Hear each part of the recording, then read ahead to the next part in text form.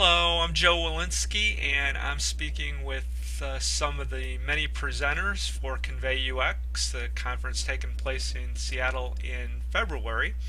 Today I'm speaking with Rob Kiefer. How are you, Rob? Good, good. Excited to be here. And where are you talking to us from today? From Dayton, Ohio.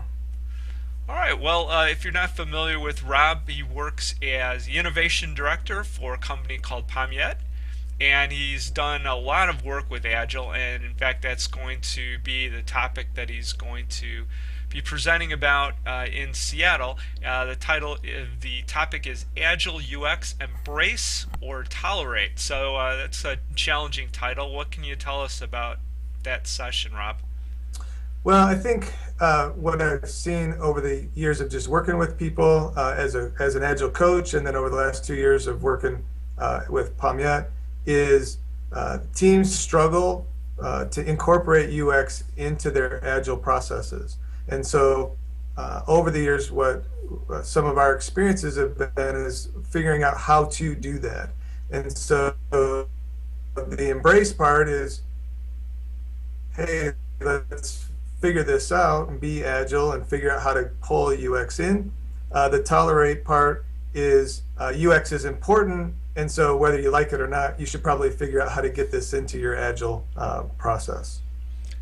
Do you find that obviously Agile is of broad interest, especially in the IT industry overall? But have you found there are any challenges or special skills that are unique to the user experience community with respect to working with Agile?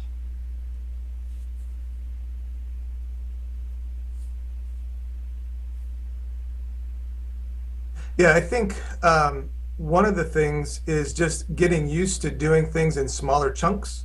Often, what we like to do is take a lot of time and understand the user and use our traditional tools of personas and things that may take a little while longer to do. And so, one of the things that the person themselves who's interacting with an agile team has to get used to is taking 3 weeks or 2 weeks or a 4 weeks period of time and cranking through a whole bunch of those artifacts very quickly, and then being willing to iterate over it again and change it, communicate those changes out to the teams. That's definitely a challenge based on more traditional approaches, but again, our experience has been that people, many folks can bend to that and get used to it. It just takes a little while. One thing that's of interest to me, as I get involved with a lot of agile projects for different organizations, and there's definitely uh, a range going from organizations that follow it very dogmatically and very laissez-faire approaches to agile. How do you fit in with that, or how does that color the way that you deal with it in your projects? Yeah, that's a good question.